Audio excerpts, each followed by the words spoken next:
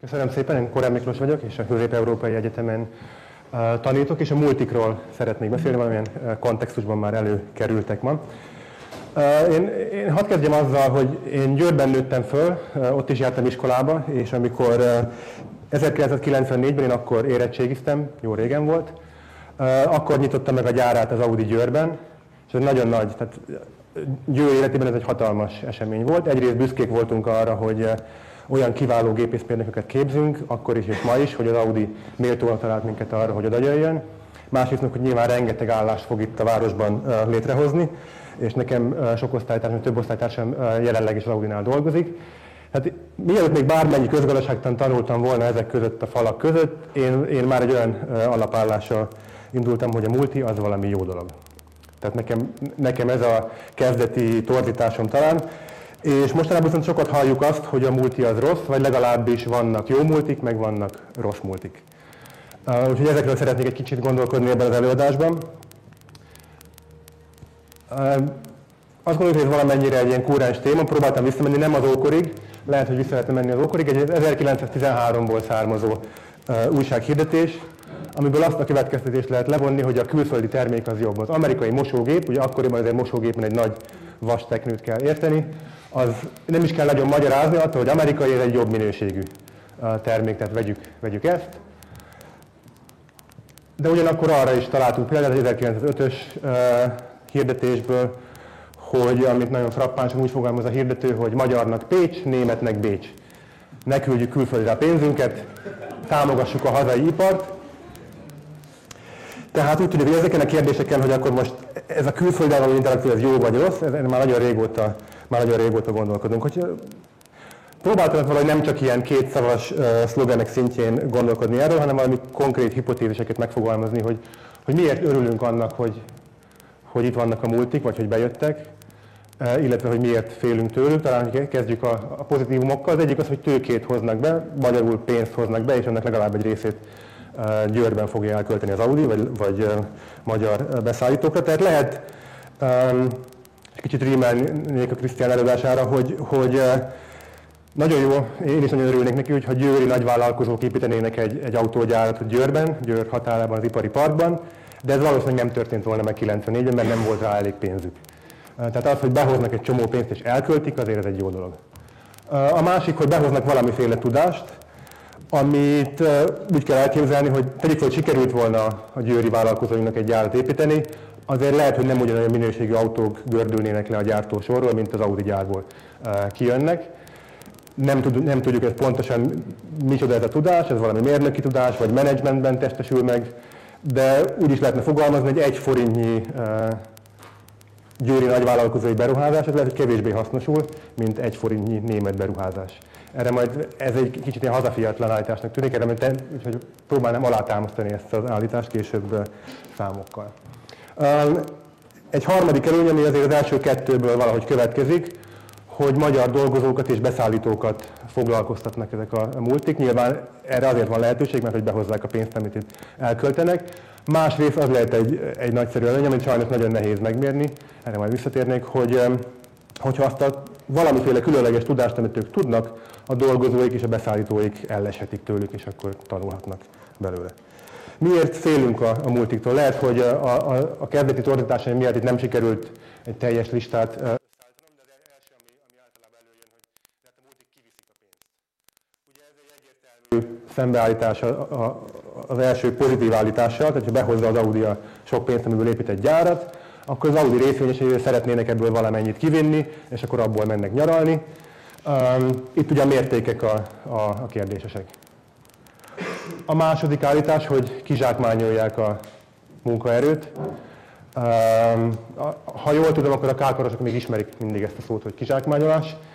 Itt én konkrétabban úgy fogalmaznám meg, hogy például lehet olyan hipotézisünk, hogy elbocsátanak munkásokat, vagy ugyanannyi munkabérért többet kell dolgozni, vagy nehezebb körülmények között, mint egy magyar vállalatnál. Nem fogok azzal nagyon zsákba macskát árulni, hogy ez messze nincs így az adatokban. Illetve mindig van egy ilyen versenytől való félelem, szerintem, hogy kiszorítják a magyar cégeket, aminek sokféle negatív hatása lesz, munkahelyek szűnnek meg, a kedvenc magyar termékem eltűnik. Ugye győriként azért egy Győri kekszgyárról is megemlékeznék, aminek a helyén most már egy nagy, hát ilyen gazas telek van. Tehát kicsit kevés az idő ahhoz, hogy most mind a 6 állításra megpróbáljak számokat és méréseket hozni. Mindenképpen szeretnék mérésekről beszélni, mert azt gondolom, hogy ha valami szexi a közgazdaságtanban, akkor a mérés az az. Én úgy azért ezeket fölraktam el, hogy ebben az irányban gondolkodom, és valamennyire próbálok visszatérni, de én úgy csoportosítottam a mérési eredményeket, hogy egyrészt egy ilyen nagyon makro szemszögből Magyarországon mekkora a szerepe a multiknak. Egyáltalán mekkora szerepről beszélünk. Másrészt megnézni az egyéni vállalat szintjén, mi történik vele, hogyha fölvásárolja egy multi, jobb lesz neki, vagy rosszabb. Harmadrészt pedig egy ilyen regionális kérdés, ez valahogy kicsit a verseny és a kereslet, a behozott több pénz ellentét párjának a megmérésére szolgálna, hogy mi történik egy régióval, hogyha bejön egy multi. Győrrel mi fog történni, miután az Audi megnyitja a gyárát. Ugye az ország szinten az első alapvető tény, hogy, és ugye erről Krisztián is beszélt elején, hogy a 90-es évek eleje közepe táján nagyon sok, ezek főleg privatizáción keresztül. Egy technikai megjegyzés, hogy én külföldi vállalatokat nézek mindig adatokban, külföldi tulajdonban lévő vállalatokat, összefoglalóan multinak hívom őket. Ez nem teljesen precíz, mert ebben benne van az az osztrák fogorvos, aki Sopronban nyit egy fogászatot, és nyilvánvalóan nem multi, de nagyon nagy különbség nem lenne, hogyha itt most kifejezetten csak multikra koncentrálnánk. Tehát azt látjuk, hogy van egyrészt egy növekedés mindjárt a 90-es évek legelején a külföldi tulajdonú vállalatok számában. Vállalatok arányában ez enyhén csökken, ez inkább amiatt van, hogy a vállalkozó szellemi magyarok újabb és újabb kisvállalatokat hoznak létre. Ugyanakkor ez a hosszú fölfutása a foglalkoztatásban, ez tartósan olyan ellaposodik, de tartósan megmarad az, hogy minden negyedik dolgozó, minden negyedik privát szektorban dolgozó, pontosabban fogalmaznak, ez egy külföldi tulajdonú vállalatnál dolgozik. Tehát ez a jelentőségüket mutatja. Ebből az is látszik, hogy nem vonulnak ki Magyarországról, tehát hogy 2011-ben ér véget az adatsor, eddig legalábbis nem látjuk ennek jeleit. Kiviszik a pénzt problémára visszatérve. Nagyon mások a multik, és a duális gazdaság nagyon érdekes megfogalmazása ennek. Itt az egyfőre jutó hozzáadott értéket ábrázolom külföldi és hazai tulajdonú vállalatokra. Ez lényegében azt mutatja meg, hogy mondjuk az Audi gyárban az, hogy létrehozok egy, nem tudom, hány 10 000 eurós Audi autót, annak csak egy része az, ami Magyarországon keletkezik hozzáadott érték. Na, ezt a hozzáadott értéket leosztjuk az emberek számára, ez egy termelékenységi mutató, és azt látjuk, hogy az időszak végére 3-szor akkor ez a termelékenység, tehát elhúztak a multik a magyar vállalatoknak lényegében nem nő a termelékenysége, még a multiknak hihetetlen mértékben megnőtt. Ez abszolút rímel a duális gazdaság kérdésére. Ez nem feltétlenül jelent oksági kapcsolatot, hogy a multik azok sokkal jobban nőnek, mert okosabbak.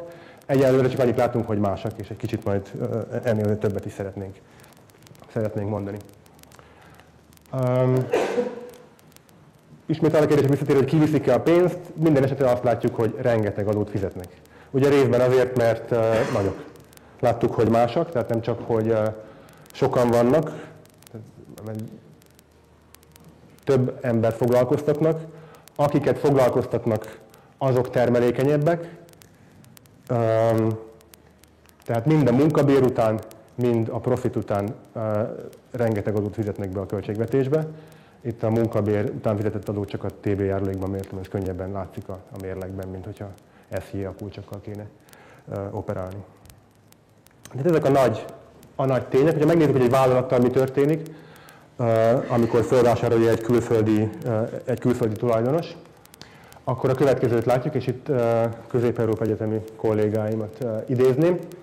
Ez egy eseményelemzés típusú ábra, és még néhány ilyen ábrát mutatnék, tehát jó, hogyha erre kicsit ráhangolódunk, hogy a 0 év jelenti a fölvásárlás évét, és akkor ezek a fölvásárlás előtti évek, ezek pedig a fölvásárlás utáni évek, és amit itt látunk, az egyfajta termelékenységi mutató, nem pont az, mint amit előbb mutattam, ez egy több mindentől szűrt mutató. A 3 vonalat 3 különböző becslési módszert mutat be, de mind a 3-ból az a tanulság, hogy a felvásárlás után, illetve már a felvásárlás évében megugrik a termelékenység ezeknél a vállalatoknál, és ez tartósnak látszik, ez a termelékenységbeli különbség. Ez egyébként nem csak magyar sajátosság, ez más országokban is így van. Itt egy indonéz adatokon készült tanulmányt mutatnék be, ami annyiban érdekes még, hogy itt ők külön beszélnek a munkatermelékenységről, ami pontosan ez a hozzáadott érték per fő, amit korábban is mutattam.